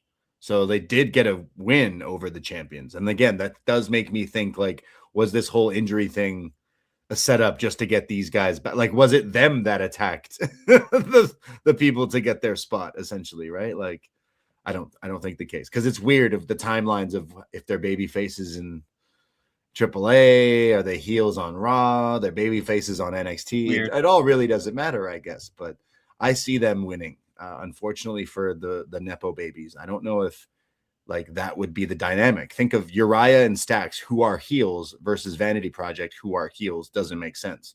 Where if you have the dancing luchadors, who people know are ex NXT, you know, people who are fun and whatever, baby faces. They're baby faces, but I don't think they're beating Vanity Project. But yeah, I'd almost make it that trios match because that leaves Jackson Drake off the card, and I think that dude's sick. So I think that just run that match back with Grande, like with Grande Americano. But he might be busy WrestleMania weekend, so we'll see. But yeah, it sucks that Jackson Drake's off the card, but like at the same time he's 22. Like we don't have to. Yeah, like he'll get his moment. I just want him versus Johnny in any way possible. But yeah. So we went from that, and the Birthright on the perch staring them down, being like, we'll see you next week in New York City.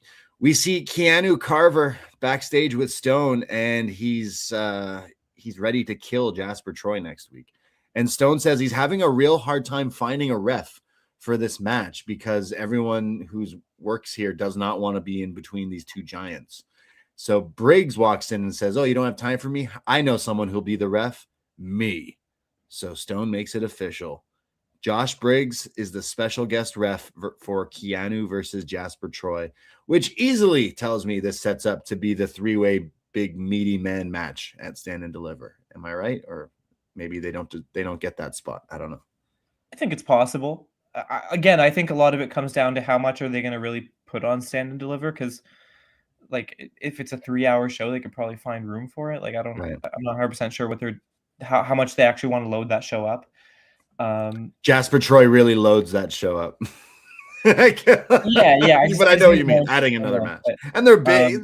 I feel like the three of them could have a big fun match, but I don't know. Yeah, I mean, this has been a really low-key rivalry. I wouldn't be surprised if they just kept it on TV. True. Just because it has been something. I mean, it didn't get any real time on TV this week. We got a backstage clip and a pre-tape. And that's all we got for this rivalry. Like, we could get the triple threat at Stand and Deliver. We could also just get it on NXT, like, next week. Yeah. The week after. Yeah, and they do have to book some stuff for the Tuesday after that event. So yeah, true. But yeah, I would assume something like that comes out of it. I would like a storyline where someone who's not getting booked offers to fill in for a cameraman or fill in for a stagehand. Right. I just want to be on the show. I just need to be involved somehow. That's what Briggs says here is as long as it gets me on the show next week, I'll be the ref. Kind of sad. I don't know. Like, man, yeah, they just don't want you here, Briggs. And he's like, man, just let me go, like fire me at this point. Like, remember weeks ago, Booker T on commentary, just shitting on him, like, yo, you suck. You're gonna be released. Like, and then he lost so quickly. During his match, talked about how spring cleaning is coming up. Yeah. And that's usually when people who have been around in NXT for a few years get let go. Jeez. This is all it's all storyline for the big return of Josh Briggs for NXT champ, but don't know if that's going to happen. But yeah, we go from that to the bathtub. Blake Monroe in the bath. Of course, this would be one of the segments you'd be watching as a kid when your parents come in. Oh, you watching wrestling? And it's just a lady in the bath. You're still watching wrestling. Just the feet on main here on NXT TV. We got Blake Monroe in the bath with not her North American title. And she's like, oh, yes, it's finally great to have you back here. Her title that she never lost. She did. Kayfabe-wise was just pinned. There's no controversy about her losing the title. She was just pinned and didn't kick out. I hate how they just keep saying it's controversial. They didn't hear, but I still remember. There's a knock at the door, though. So she gets out of the tub. We see her pedicured feet, and she goes to get the door, and she goes, oh, it must be my room service. When she gets there, we see the door opens, but the chain is still on, and it's Tatum Paxley who grabs her and says, next week, there won't be a door in between us. I want my title back. So she then runs off. So, yeah, scaring her in her hotel room. Those chains, they work. You know, they help people stay out. But if it wasn't for that, would have had the match right there in the tub. Yes, that would have been the finish spot. It would have the bath bomb. The bath power bomb. Is this for Stand and Deliver? Tatum and Blake? Said next week, so we don't know. And I bet, like, you would assume Stand and Deliver. Okay, this is what happens next week. So Tatum comes out, says, Blake, I want my title back. And then somehow this turns into a ladder match.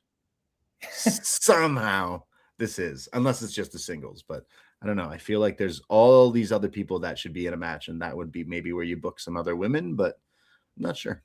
I could be wrong, but I'm going to go with that. But yeah, bathtubs on NXT. Once this gets on the main roster, like the bathtub gimmick with Blake Monroe and the feet, like it's directed by Tarantino, she's gonna be a big start because people are gonna be like, wow, look, it's a half naked woman in the bath. And wrestling fans, they just can't handle it.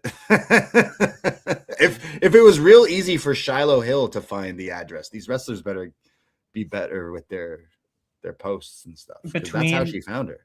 Between these two, who do you think would get called up first? Out of what, Blake and Tatum? Yeah. Blake, I guess, but I don't know. Both I think could be in the near future for sure. Because part of me I feel like Tatum has been on a roll for a really long period of time now, like in the type of way that sort of gives you faith that she can sort of carry herself in a bigger spotlight. I've been really high on her as of late, and part of that is just from being booked really well. Obviously, like if you're booked poorly, and I think Blake has suffered from that a lot. If you're booked poorly, it's going to hurt how you perform. And Tatum has luckily been booked well and done pretty well as of late. I'm really high on her.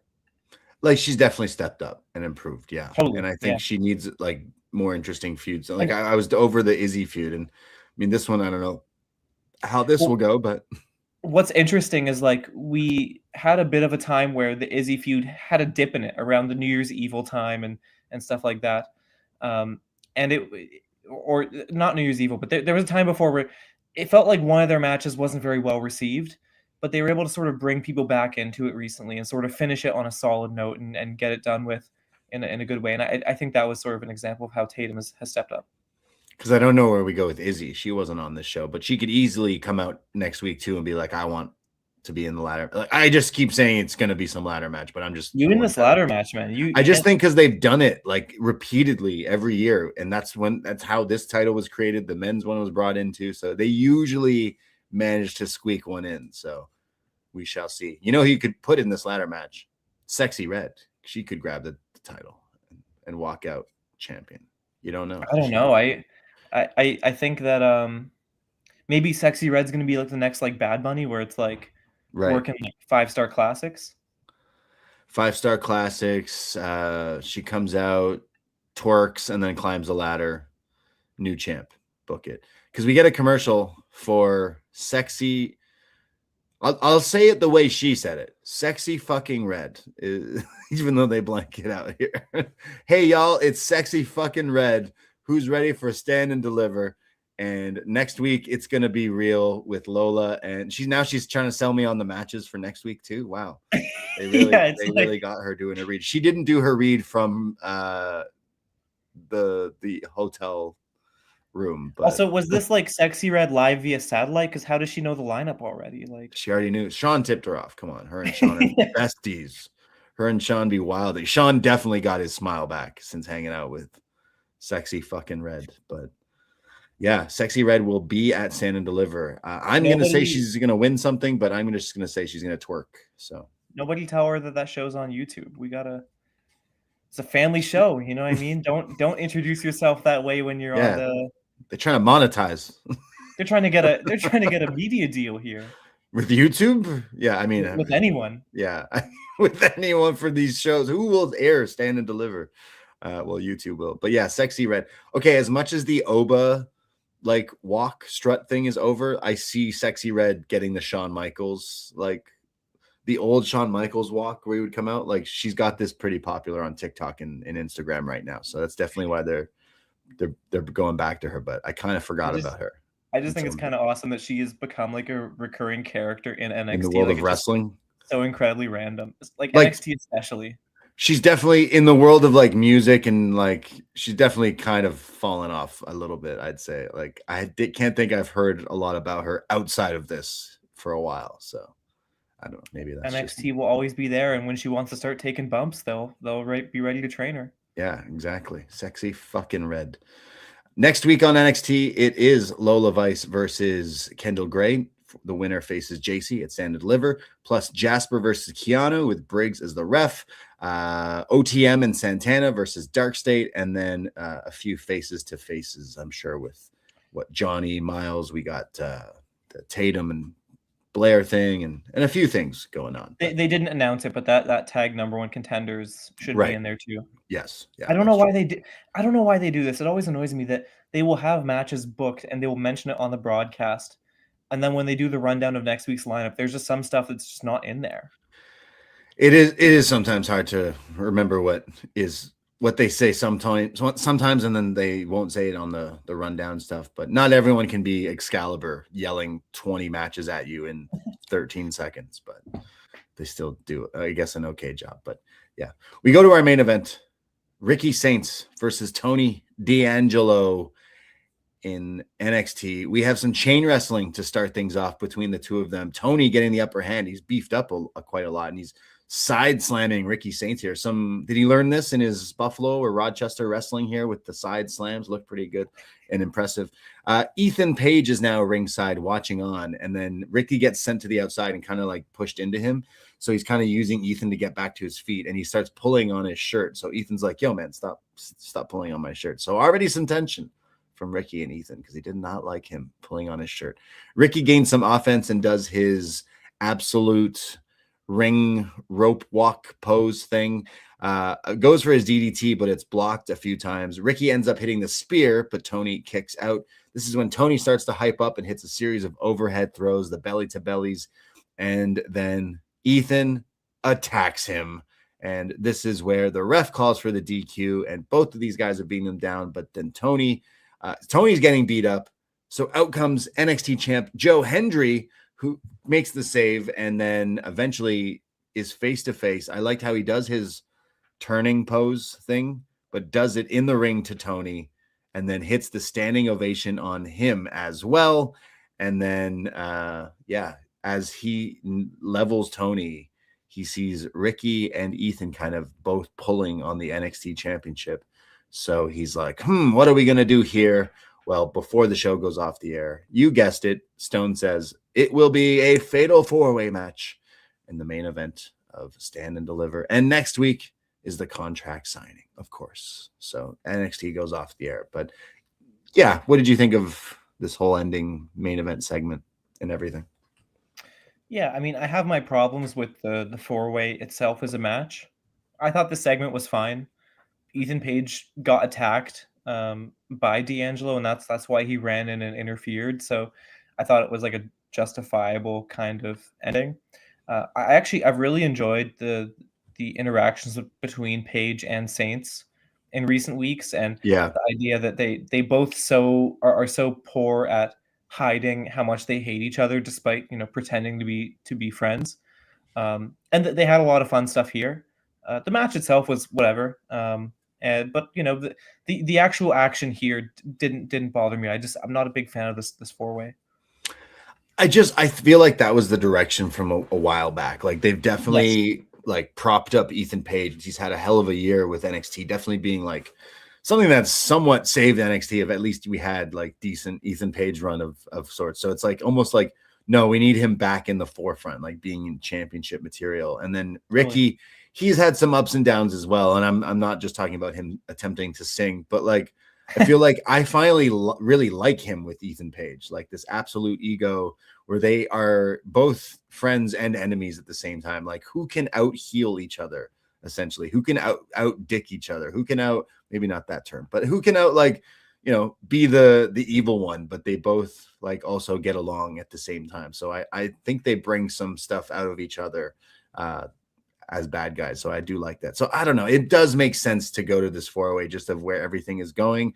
And I think I would give it to Tony. I think we would go with D'Angelo with this new version, Sting Tony, Sting D'Angelo. I feel like maybe we finally give him this opportunity. Well, I'm not a fan of the fact that they decided to go in this direction in the first place.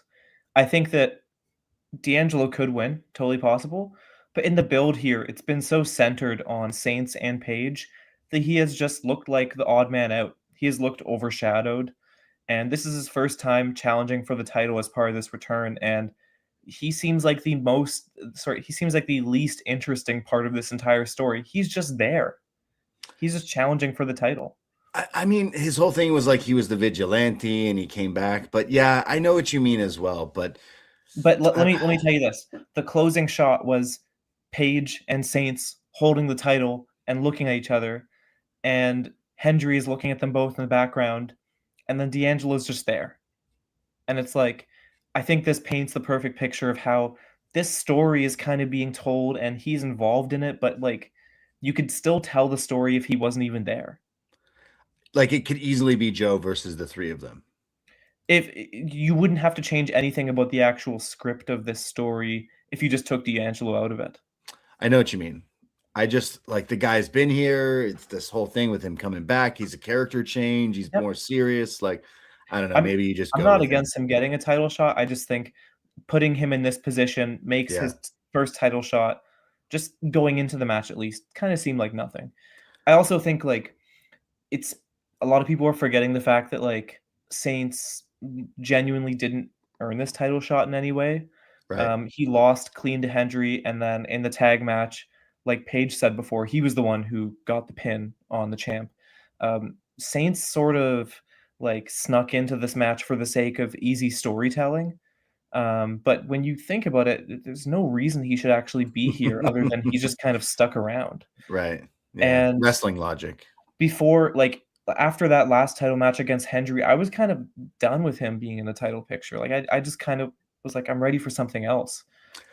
Yeah, I mean NXT is bare bones, like you said. Not even just the tag team. The men's division was the struggle for the last year. Like even before we lost, like Trick, Javon, and Oba. Like when those guys weren't on TV, we didn't have a lot of other people. And finally, we got Ricky and Ethan. But like these two could easily be on main roster doing like bigger and better things, and I think they will be by the end of this year. So like, yeah, I'm not sure if we stick with Tony. Like Tony was.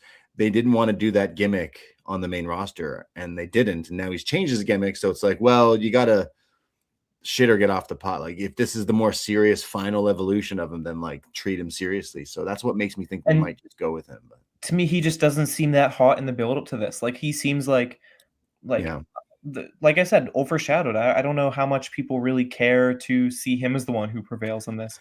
As much as saying Tony should win, I think Ethan should win. Ethan's still the best and biggest star going, like in NXT.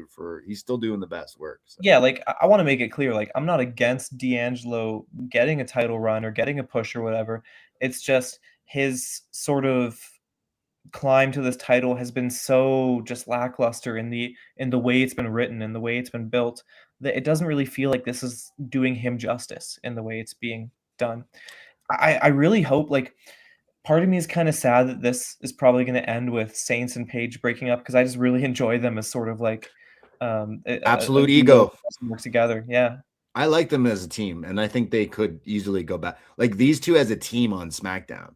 Think of the shit talking that these two could do on. Like, I think as soon as the masses hear some of the stuff that Ethan Page and Ricky say on the mic, maybe again, not the singing, but Ethan Page specifically, I just feel like it has stepped up in so many ways. This is a guy I've watched like wrestle in front of like 10 people in the past like 15, 20 years. And it's like, I can't wait to see, like, I just think he's upped and evolved so much. I also saw he was recently in Hamilton, got some love from the city of Hamilton, and went to all the spots, including Granddad's Donuts in Hamilton, Ontario. Shout out Granddad's. But yeah, if I can just add one more thing about this. You mentioned that the men's picture is bare bones right now, and that's totally true. And I feel like if there's one thing I want to add, it's just the fact that if it's this bare bones, why are you doing 4-way matches? Like, why can't you do one program and then do another program? What if it's bare bones? Why are you burning through all your title contenders this quick? It just doesn't seem productive. Yeah, it's what we got, like, with NXT right now. We need some new signings. We need some new people. We need some new crop. I think they could have made a compelling challenger in Paige, and then they can circle back to D'Angelo once he's done something more meaningful. I don't think the Dark State rivalry was really that treated like a big deal. It was like kind of just a really low key program. And then he went from that right to the title picture, and there wasn't much hype around that. Like, I thought he should have cooked a little more before getting shot into the title picture. And Paige versus Hendry, with, Saints sort of being the chaos factor of, is he gonna, cost his friend in the title shot? That I think that would have been a much better program, but instead we kind of have this jumbled 4-way thing. I want Paige to win. Let's go with that. Like, it would not, like, I think it's Tony, but like, it'd be so much more better. It'd be exciting. But then how is he supposed to? He's got to drop it and then go to the main roster. So I don't know. NXT is a weird one, as we kind of said off the top of this show. Like, there can be some flashes of some good stuff, like little bits of wrestling throughout the show. There was some fun stuff. I think the opening tag match, Wren QCC, they're a lot of fun and a fan favorite for us here at upNXT. But like, NXT, and then like they show you things that also like just seem, I don't know, thrown together, or they're trying out new stuff, and that's what this show is for, right? But there's always going to be ups and downs, and I can't say like there's a lot of hype for this Stand and Deliver next week. Remember, it's not this week, but next week, and I feel like there's not a lot of people hyped or talking about it like NXT used to get back in the day. But we got Johnny Gargano, so we'll take what we can get here. At Johnny NXT. Takeover, Johnny Stand and Deliver. That's right. Johnny Stand and Deliver. I just got it now. His gimmick is he's planking, he's laying down. So Stand and Deliver, he's got to stand up and deliver. And that's what he will do. But so far we got the Vanity Project versus To Be Determined, but we imagine it's the Americanos. Miles Bourne, Johnny Gargano, JC Jane, Kendall Gray, or Lola Vice. That's the match there. Sol Rukazaria, and then Joe in the Fatal 4-Way. So yeah, and we imagine maybe the women's North American title, maybe Kelani and Jada is this next Tuesday, and it looks like it could be no DQ. So maybe they're off the Stand and Deliver card. I'm not sure, but anyways, I don't know. Yeah, it's weird. Like I'm when you talk about the two main title matches there, I'm almost like more interested in what JC Jane's got going on. Yeah, well, she's losing that title, I think. Maybe. I I think don't know. so. Maybe I'm wrong. Maybe I'm Either wrong. way, I wouldn't be upset. Like, Yeah. Well, we shall see. So yeah, there you go. Like NXT, like I said, there's some things that are good, and you gotta, weave through it to see, roll with the punches a little bit. But that was a mixed bag episode for me this week. This was a really angle heavy episode because they had to build a lot for Stand and Deliver, but also build a lot for next week's show in New York. And there you go. So every single thing that happened tonight was building to something that's going to happen over the next 10 days. And, because of that, a lot of the matches we saw weren't, the big time matches that would get a huge, huge pop. I mean, I enjoyed the opening match. The Gauntlet, even though it went 20 minutes, it just wasn't really like heavy on like a lot of wrestling, I guess, if you want to say that. Like it was a decent match, but it didn't stick out to me as like a match of the night type thing. And then everything else was pretty quick. The Jordan Hale match was 2 minutes, and the co-main event and the main event were both 10 minutes and somewhat short. So just a angle heavy show, and I definitely enjoyed some stuff. Opener was fun, and overall it moved at a pretty steady pace. I feel like they really packed these shows recently, and it's made it sort of not like AEW where they're like speeding to the finish and you're just it's like the show finishes and it feels like they've been racing the entire time, but it goes at a steady enough pace that like I'm never looking at the clock and wondering, oh geez, still 30 minutes to go or whatever. Overall, it wasn't an amazing episode, but I was pretty satisfied. Yeah, well, hopefully we get some good stuff next week leading into our Stand and Deliver on April 4th. So there you go. That was us talking about some NXT. Hope you enjoyed what you heard today. Check out postwrestling.com for all the other stuff that we got going on, including lots of the work from a one Jack here. Where else can people find you and the stuff that you do, good sir? Well, I'm on Twitter. I'm on Blue Sky, Jack Wannan, Wannan. You can, if you're watching the video feed, you can see it right there. I post most of my stuff on there, but postwrestling.com, that's where you can support me. I'm currently raising funds for the CN Tower stair climb that we're doing. I'm actually going to post the link on my Blue Sky just right after the show wraps, because any support, any donations would be appreciated. We're saving the planet. Post and Poisonrana, that's actually our main goal.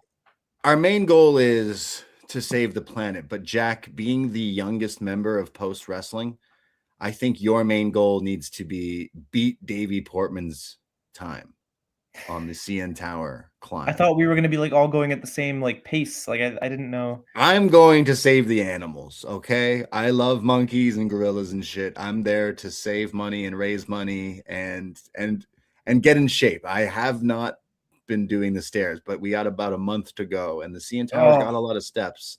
So start taking the stairs everywhere you go and start walking to get those thighs in shape and get ready, because it is a struggle, dude. It's tough. Like, have you looked up in the CN Tower's big?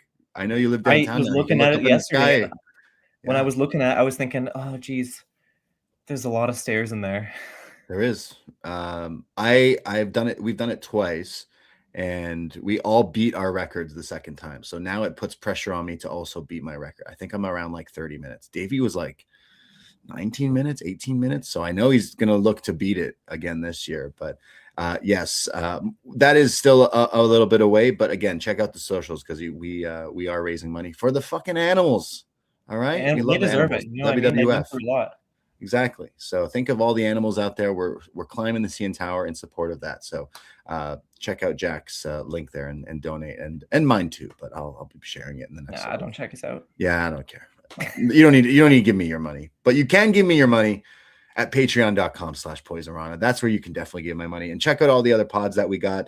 And if you don't want to give us money, we have a free feed, Poisonrana Pod in YouTube, your podcast app. Check out all the other stuff that we got going on. Jack, thank you so much for joining me tonight, and I'll talk with you again next week when we talk about some NXT and the road to Stand and Deliver, which is next weekend. So appreciate you jumping in and making the hot tag, and everyone out there, appreciate you listening. And happy birthday, Brandon from New Jersey, longtime listener and friend of the show. Happy birthday. Salute, my good sir. Salute. That is it. That is all. Take care. Goodbye. and be safe. Cheers, y'all. Cheers.